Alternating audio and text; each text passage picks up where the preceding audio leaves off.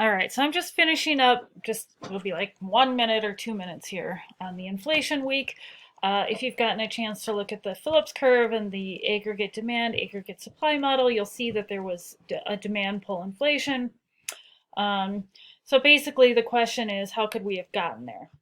And I mentioned this before, but I went to the American Economic Association meetings, and basically they found the four people who said, hey, there might be inflation with this stimulus bill, and talk to them.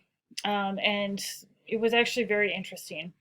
Um, Basically, there's a few things. The first is that the models were built assuming the natural rate of unemployment was lower than it probably was. So they were assuming 3.5%, which was the pre-COVID unemployment. I think at the time I was teaching, I probably even said that was too low. I probably said we were below our natural rate even then, but no one's asking me my opinion.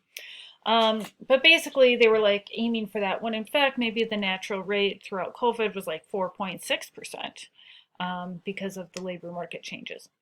The other thing is that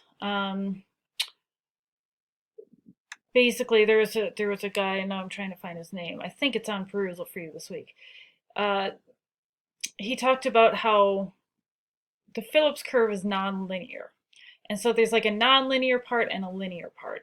And I drew this on my Phillips curve thing, but basically it's like when we've got very low levels of unemployment, that's a very steep Phillips curve, meaning we're going to have a very large inflationary response. So we get below potential output, and what's going to happen is we're going to see inflation increase pretty quickly. Whereas when we're above the natural rate of unemployment, inflation isn't necessarily going to decrease as quickly.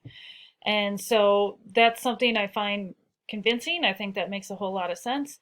But either way, we're pushing our unemployment below the natural rate. That's demand pull inflation. That's what happens. The cost push inflation is, of course, due to the war in Ukraine and the supply chain issues. So what is our Federal Reserve doing about this? I'm actually going to post the minutes, the latest Federal Open Market Committee minutes. This is May 6th, and they just raised rates by 0.5% this week. And you could see the stock markets freak out yesterday about it. And so basically, the Federal Reserve is slowing down the economy. It's going to raise unemployment, it's going to drop inflation. That's what happens. So just to check your understanding, I think what I'm going to do this week is I'm going to post just a little easy Blackboard questionnaire. And basically, the two things that will help you determine if you understand this is pull up the most recent CPI report. I believe that's going to be released next week. And find evidence that inflation is still demand pull, and find evidence that inflation is cost push. The other thing I might ask you is, how do the models explain this inflation? The Phillips curve tells us that we were pushing below the natural rate of unemployment. Aggregate demand, aggregate supply, we see a demand shock and a supply shock.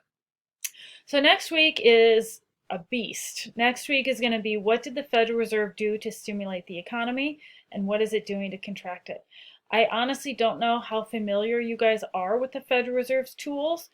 Some of you might have learned them pre-2008, right, when it got new tools. So I'm going to give you some background information. I don't think it's a bad thing to have anyway, even if you do understand and teach the Federal Reserve, just to like remind ourselves what happened. And there's going to be some pretty heavy readings on the COVID response because it was insane.